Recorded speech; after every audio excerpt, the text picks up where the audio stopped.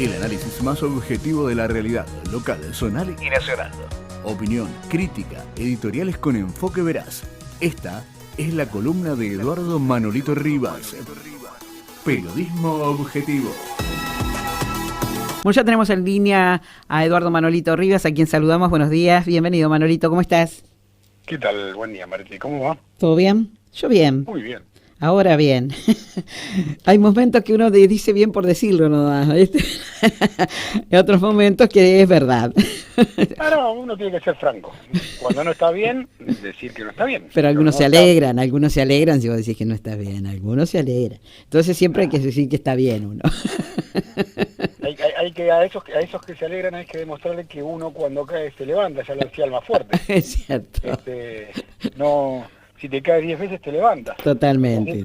500. Totalmente. Y que de eso se trata. No importa cuántas veces caigamos, sino que siempre nos levantemos. Sí, es cierto, ¿eh? Cuesta, levantarse en estos tiempos, pero hay que levantarse. Sí, no es fácil, pero es lo que uno tiene que tener como premisa. Sí, es verdad.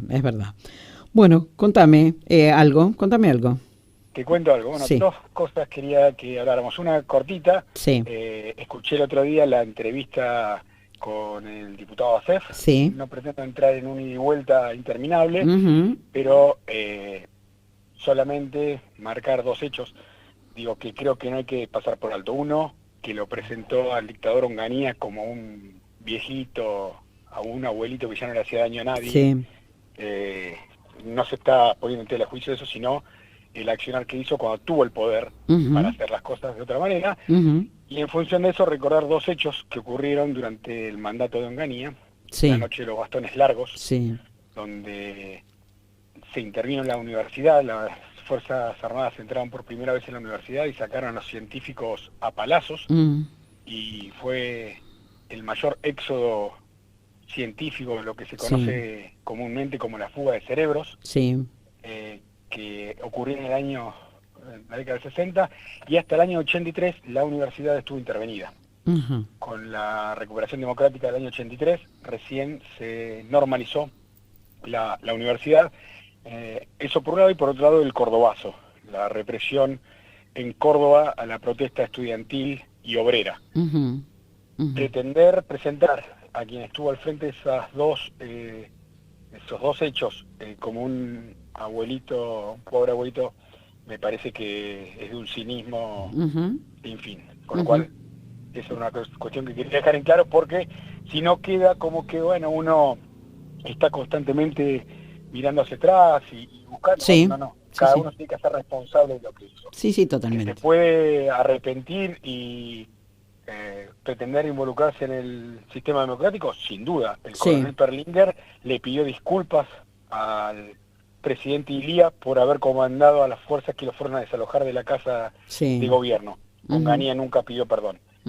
Dicho esto, y pretendo sacar ahí nomás la charla, porque me parecía que es importante para quienes nos escuchan. Está perfecto. Contar los hechos como son, como decimos siempre. Después cada uno hará la evaluación. Si alguien está de acuerdo con que las Fuerzas Armadas entren a la universidad y saquen a los estudiantes y a los profesores a palazos, es su pensamiento, más allá de que es un delito, es su pensamiento, no es el mío. Entonces, eso por un lado.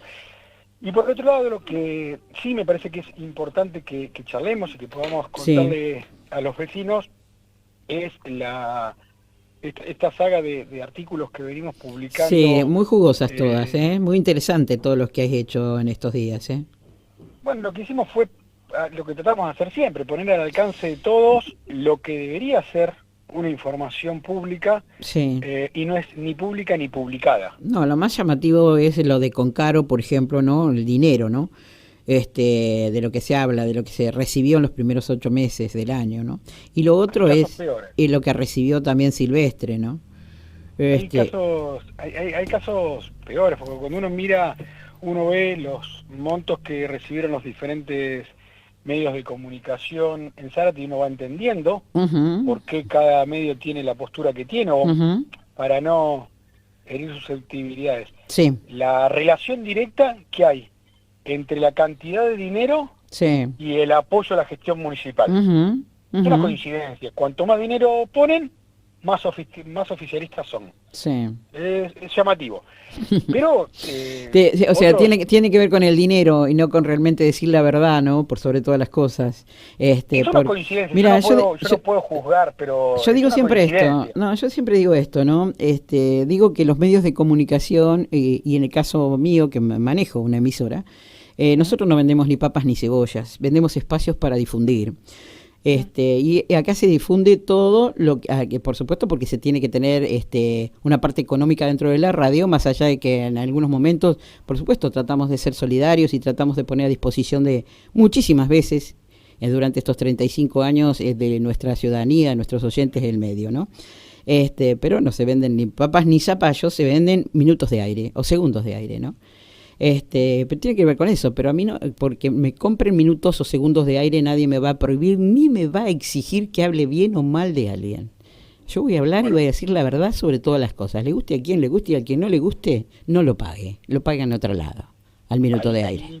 Para hacer una salvedad, en el caso mío entraré en la lógica de la solidaridad, porque ni nunca pagué ni nunca me pidieron que pagara para poder salir al aire, claro. Y eso es algo que siempre destaco, porque no es lo que hace todo el mundo. Uh-huh. Entonces, dicho esto, me parece que es importante compartir esta saga de información, porque uno va encontrando datos, y para quien no haya leído las notas, de lo que estamos hablando es que contamos con información de quiénes son los proveedores municipales. Claro. Esto es, cuáles son todas las órdenes de compra que generó el municipio uh-huh. durante los primeros 8 meses del año. Sí. Y quiénes fueron los principales beneficiarios. Y esto involucra desde comprar una resma de papel uh-huh. a comprar medicamentos para el sistema de salud, a las obras públicas que lleva adelante el municipio. Y ahí uno encuentra información que es por demás curiosa. Sí. Por ejemplo, la cooperativa del Movimiento Evita le alquila camiones al municipio. ¿Le alquila camiones al municipio? Camiones. Sí. Claro, más de 3 millones de pesos en lo que va del año. Sí. Le pagó el municipio a la cooperativa del Movimiento Evita por alquilarle camiones. Ajá.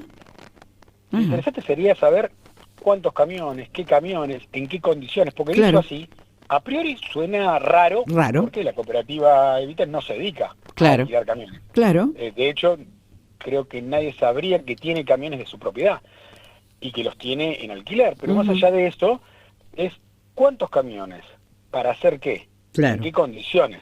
Uh-huh. Porque esto es como si yo te pregunto a vos, sí, no, bueno, yo vendí 2.000 segundos de publicidad. Bueno, pero ¿a quién se lo vendiste? Claro. ¿Cuándo salió la publicidad? Claro. ¿Qué dijeron en la publicidad? Digamos, toda una serie que... De cuestiones, sí, de cuestionamientos. Sí. Tiene la obligación sí. de dejar claro, y los concejales de averiguar. Claro. Porque lo llamativo de todo esto sí. es que los concejales no han hecho nada. Hoy estamos a miércoles. Sí. El primer artículo fue el sábado. Uh-huh. Yo, hasta donde yo sé, los concejales no cuentan con esta información, pero tampoco ninguno me la pidió. Entonces, como que no les interesara la cuestión. Y es parte de su trabajo, porque claro. parte de su trabajo es controlar qué es lo que hace el Ejecutivo.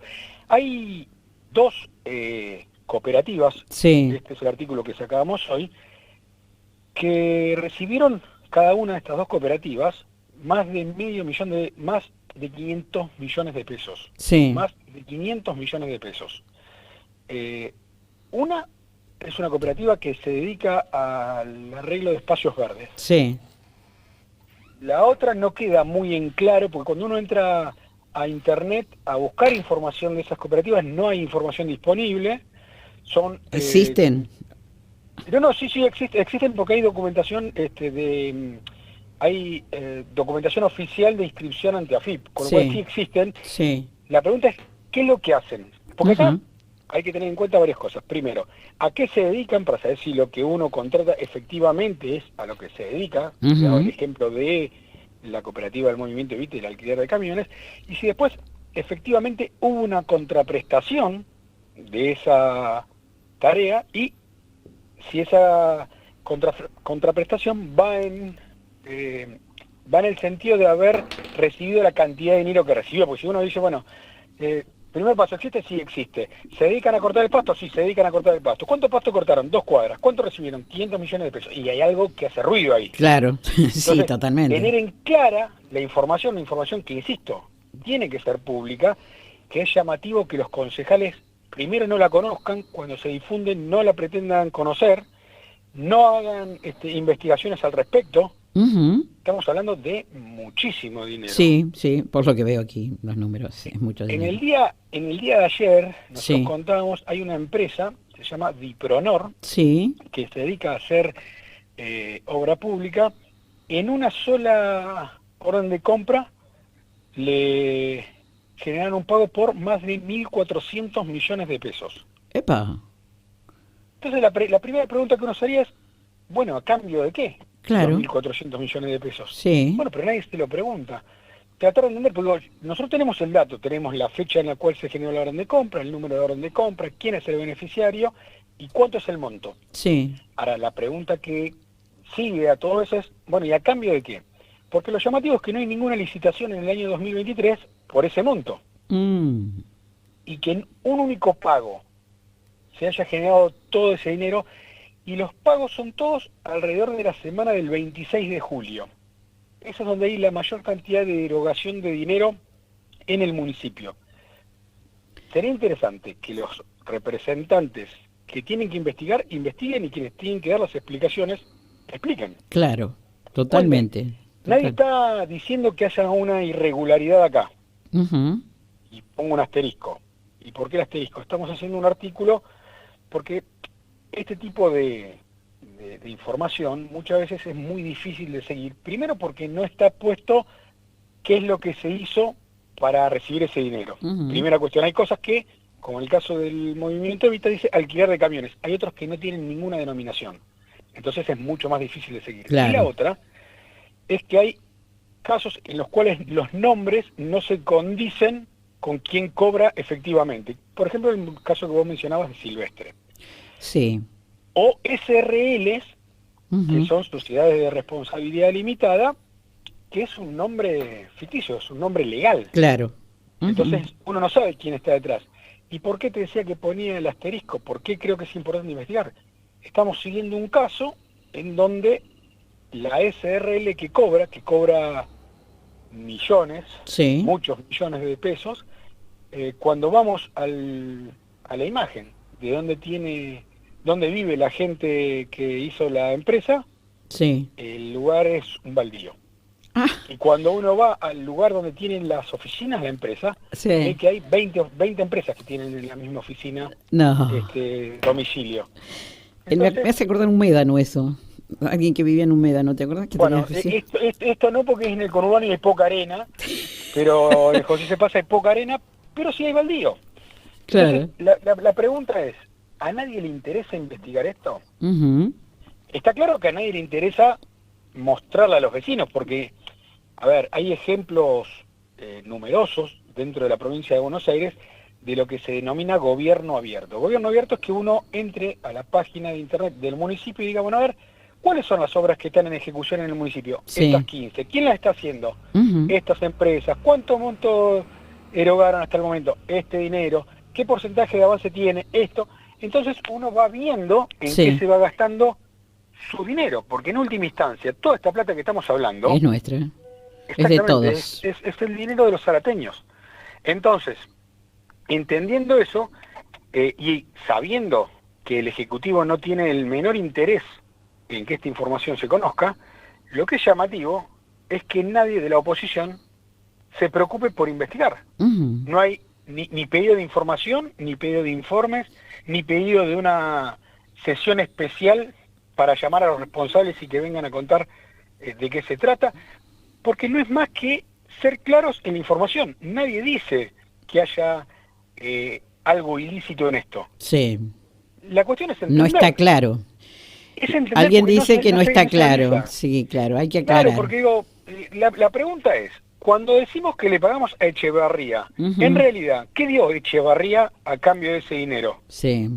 No, bueno, Echevarría es el productor de un... Ah, bueno, entonces ya no es Echevarría. Y es tratar de entender qué es lo que hay detrás de toda esta cuestión, que ya te digo, no es información que se consigue sencillo, no es sencilla de leer, sí. no a todo el mundo le interesa, pero está claro que cada peso, ya no cada millón, cada peso que se gasta ahí es un peso menos que se invierte en que haya patrulleros que controlen, pozos que no existan, claro, pérdidas de agua solucionadas, sí, médicos en la unidad sanitaria.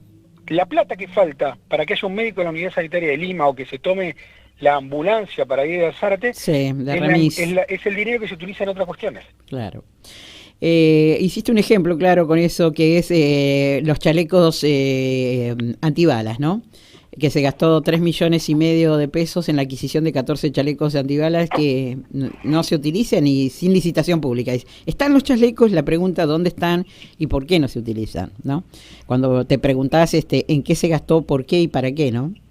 Claro, porque el tema de la inseguridad es un tema recurrente, tanto en los vecinos como en la dirigencia política. Uh-huh. Entonces, en febrero de este año, cuando se discutió la emergencia en seguridad, como si eso trajera algún tipo de solución, sí, se mencionaba, se preguntaba si había o no chalecos antibalas, en qué condiciones estaban y demás. Y en un informe, porque pidieron la comparecencia de gente de seguridad y enviaron un reporte por escrito, el intendente Cáfaro con el secretario Roquigaray, sí, que está desde octubre de 2021 de secretario interino de seguridad.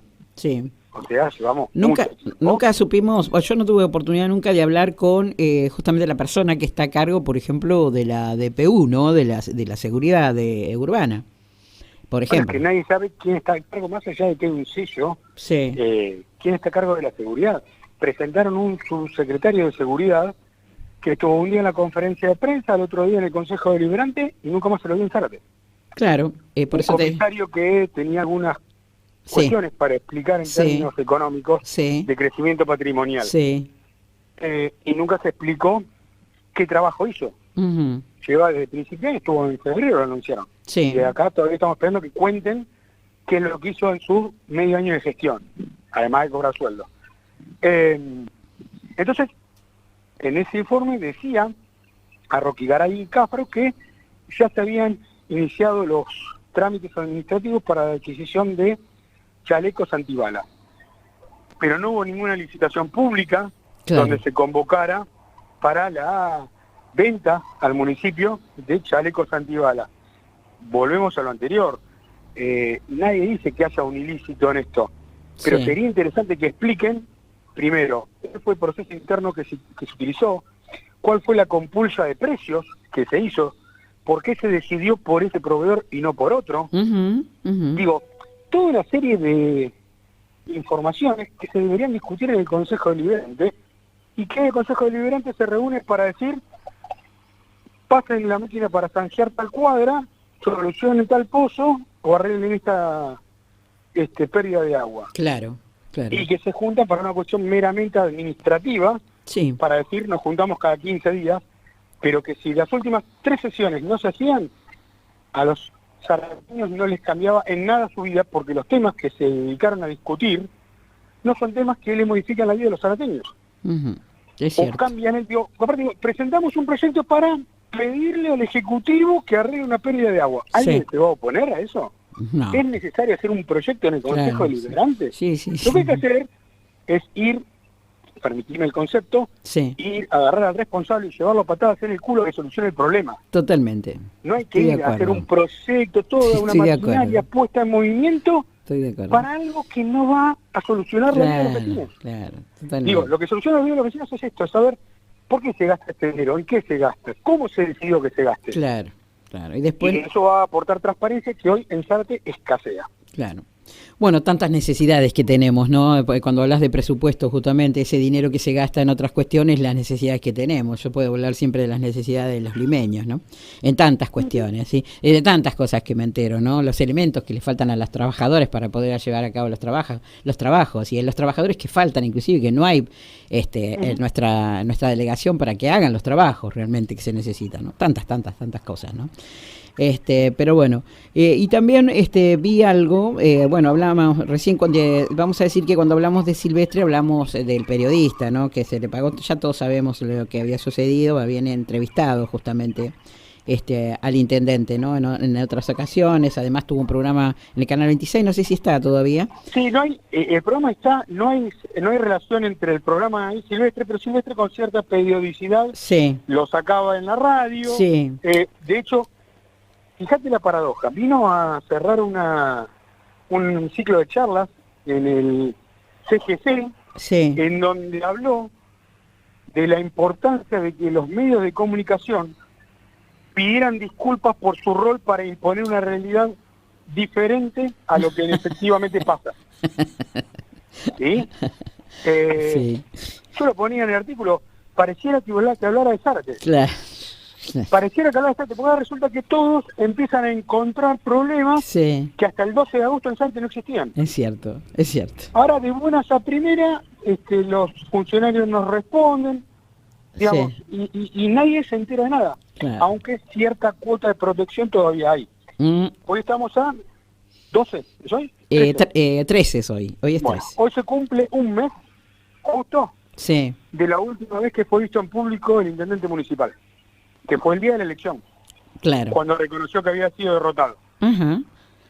Bien. Del 13 de agosto a hoy no hay ninguna publicación en sus redes, no hay ninguna acción pública, no hay ningún informe dentro de las redes del municipio de alguna actividad que haya hecho el intendente. Ah, mira. Absolutamente nada en un mes. Y sin embargo, nadie se sorprende. Claro. Nadie se sorprende que el intendente no ha dado signos de vida durante un mes. Tremendo. Nadie dice nada. Nadie dice nada. Eso es lo que más me llama la atención. Claro. Digo, nadie va a esperar que Ariel Ríos salga a cuestionar por qué no está el intendente. No, claro. Ahora, ¿por qué no lo hacen el resto de los concejales? Sí. ¿Y qué decís? ¿Que se tomó unas vacaciones? Bueno, entiendo que no, porque la ley lo obliga a pedir autorización para estar más de 5 días, claro. Cuando va a estar más de 5 días fuera del distrito, tiene que pedir la autorización al Consejo Deliberante y no la pidió. Claro. Con lo cual asumimos que está en Zárate. Sí. Ahora, a lo mejor está deprimido en la casa, a lo mejor está haciendo un retiro espiritual, vaya uno a saber, no lo sé. Sí. La realidad es que el 13 de agosto, que públicamente dijo que había sido derrotado y que reconocía el triunfo de Agustina Propato en la interna de Unión por la Patria, hasta hoy, que se cumple un mes, no está en ningún lado. Bueno, al igual que lo del dinero, a nadie parece llamarle la atención. Tal vez no esperaba, no ser derrotado, digo, el intendente, ¿no? Viste que cuando uno se acostumbra a que siempre pasa lo mismo, gana siempre por un porcentaje, ganaba por un porcentaje muy importante. A lo mejor esto es como somos animales de costumbre, ¿no? Cebados, digo.